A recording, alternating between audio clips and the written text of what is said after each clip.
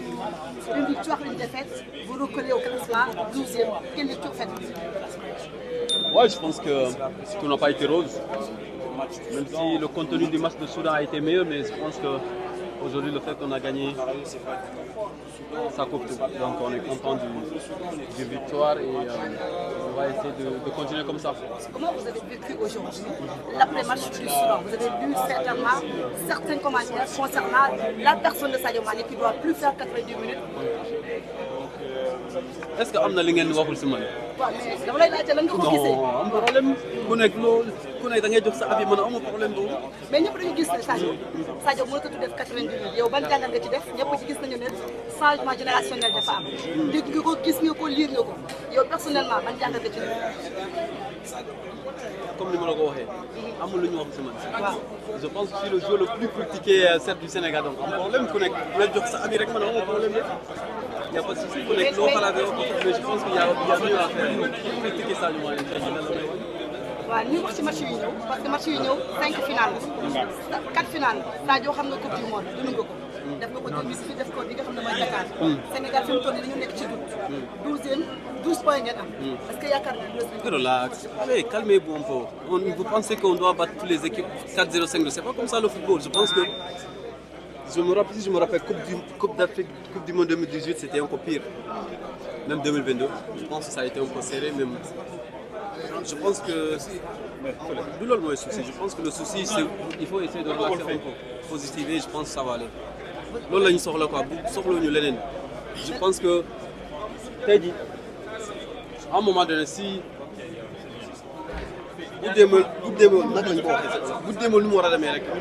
après, c'est pas la fin du monde. Je pense qu'aujourd'hui, on a plus besoin de soutien que des critiques. Avec les critiques, je pense que c'est mieux pour les critiquer, il n'y a pas de problème. Laissez les autres. Moi, je pense. Pourquoi le Sénégal par rapport à ça? Comment?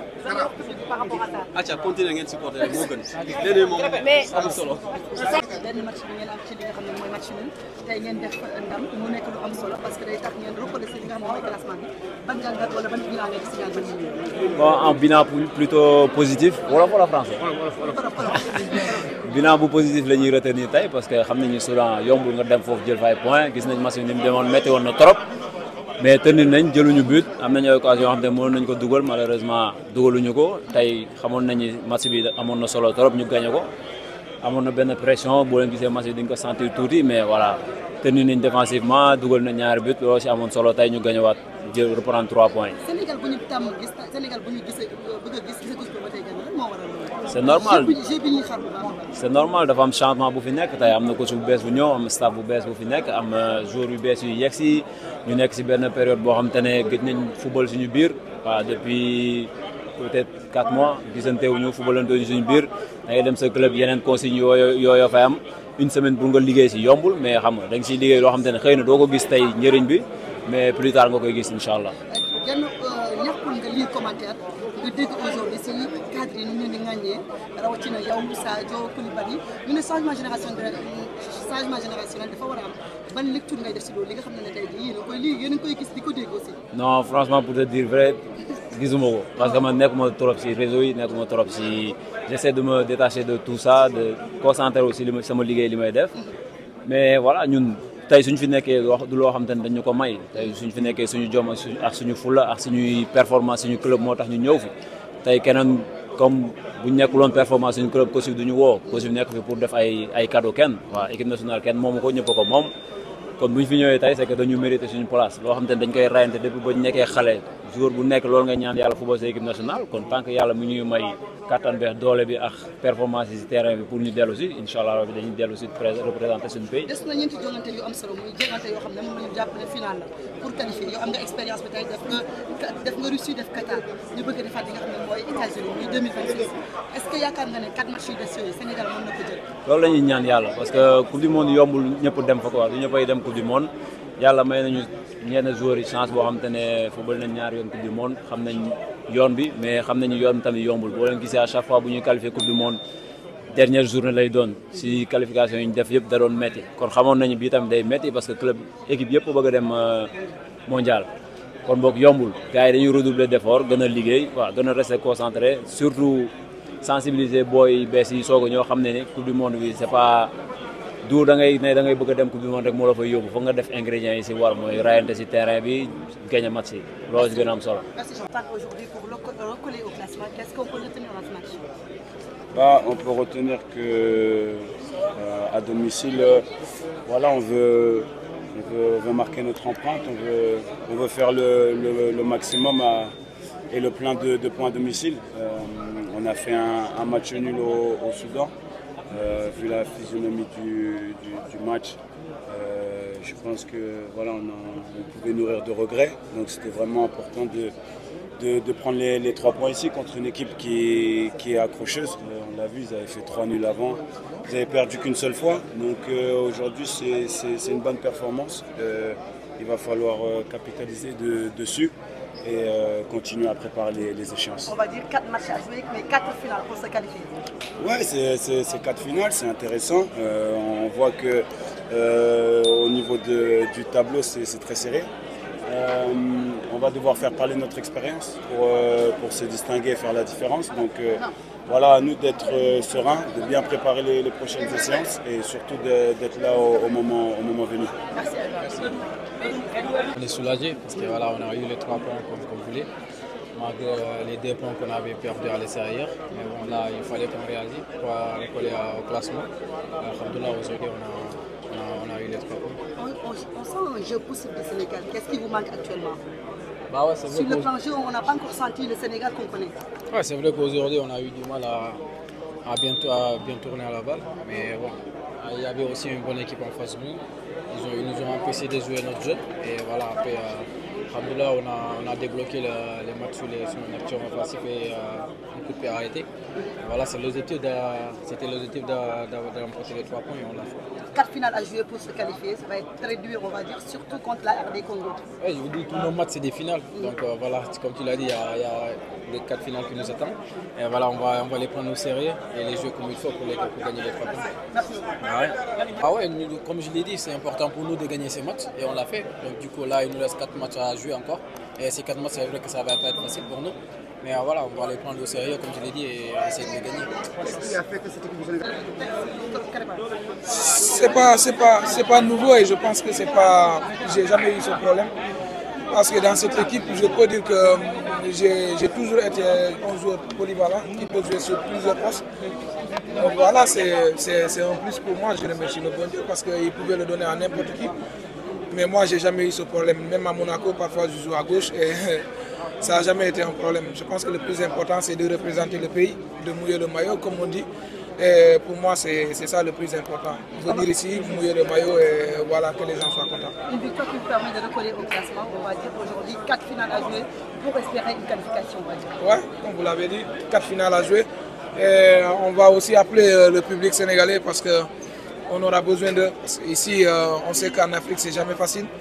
Et pour pouvoir décrocher cette qualification, il faut qu'on tire tous ensemble et on tire vers le même sens. Je pense que c'est comme ça qu'on pourra faire la différence et essayer de décrocher cette première place. Merci beaucoup. Allez, merci. On a pris des points importants contre le Soudan où ça a été difficile, mais on a pris un point, c'est très important. Et ici, à la maison, de prendre 3 points, c'est que du positif pour la suite. Donc il reste 2 matchs en juin en espérant prendre 6 points et après aller à la Coupe du Monde, Inch'Allah. On peut dire qu'à toi, c'est après ces 2 matchs. Avec ce groupe exceptionnel, ce rêve accompli pour moi, donc avec des très grands joueurs, on peut que être bien intégré par ces joueurs et on sent une famille solidaire ici. Merci. Bilan plutôt positif. Wala français.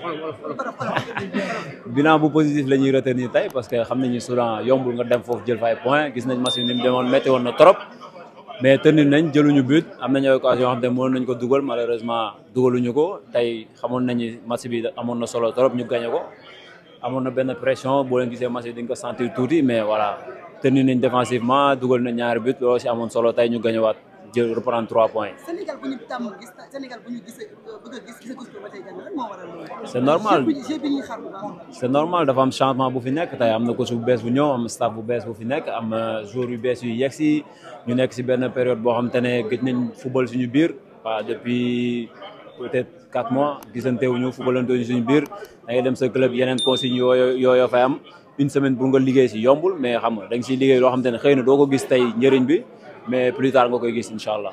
Diallo ñàkkul nga lire commentaire nga dégg aujourd'hui si cadre yi ñu leen di ŋàññee rawatina yow Sadio Koulibaly ñu ne changement générationnel dafa war a am ban lecture ngay def si loolu li nga xam ne tey jii yéen a ngi koy gis di ko dégg aussi. non franchement pour te dire vrai gisuma ko parce que man nekkuma trop si réseau yi nekkuma trop si j'essaie de me détacher de tout ça de concentrer aussi sama liggéey li may def mais voilà ñun.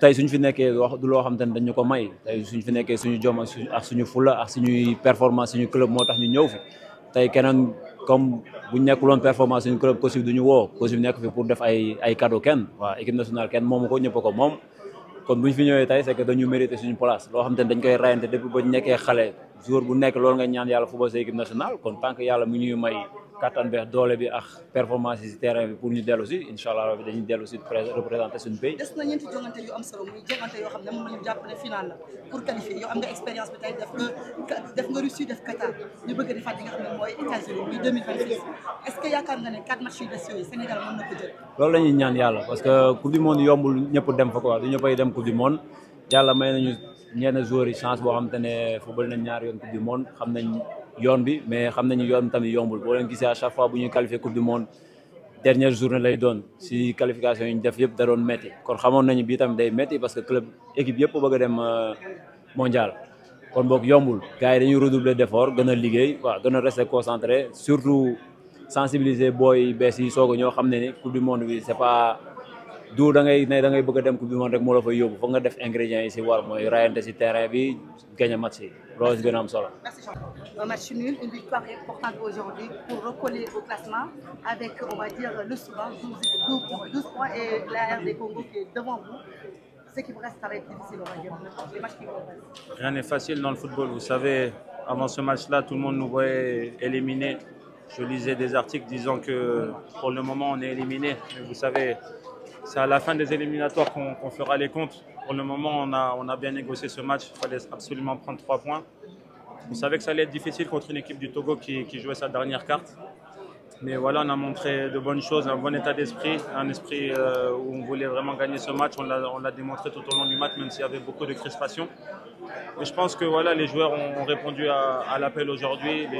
Les Sénégalais aussi dans les tribunes ont répondu à l'appel. Je tiens à les remercier pour ça. Aujourd'hui, avoir 3 points, c'est très positif et ça va nous permettre de travailler encore mieux au mois de juin et à préparer les échéances au mois de septembre. On va dire 4 finales à jouer pour se qualifier. Effectivement, 4 finales à jouer. Le destin est entre nos mains quand même parce que si on gagne nos 4 matchs, on sait qu'on sera premier. Ça va être difficile parce qu'il y a des équipes comme le Congo qui sont en train de faire des bons éliminatoires, le Soudan aussi. Donc voilà, on va prendre match après match.